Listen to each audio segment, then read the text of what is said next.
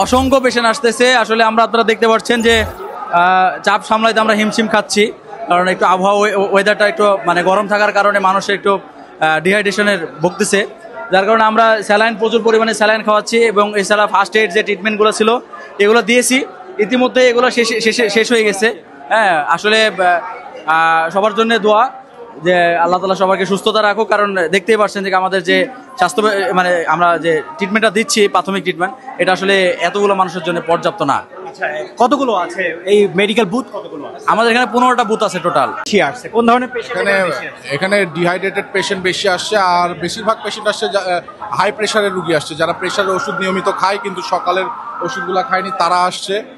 এই ধরনের পেশেন্টগুলো বেশি আসছে। আবার হাইপোগ্লাইসেমিয়ার পেশেন্ট আমরা কিছু পাইছি, সেগুলো আমরা অ্যাম্বুলেন্সে করে ঢাকা মেডিকেল কলেজ হসপিটাল পাঠাই দিছি। আবার ছোটোখাটো ছিলে যাওয়া বা স্ক্র্যাচ এগুলো আসছে, তো এইগুলো আমরা আপনার ফার্স্ট এইড কিট যেটা আছে আমরা ওটাতে ব্যান্ডেজ করে দিচ্ছি।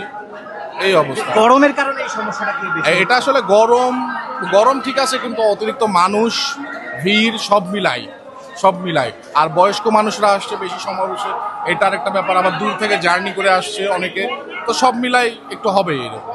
অ্যাক্সিডেন্ট করছিলাম। জি জি, এখন এখানে কি ড্রেসিং করতে আসছেন?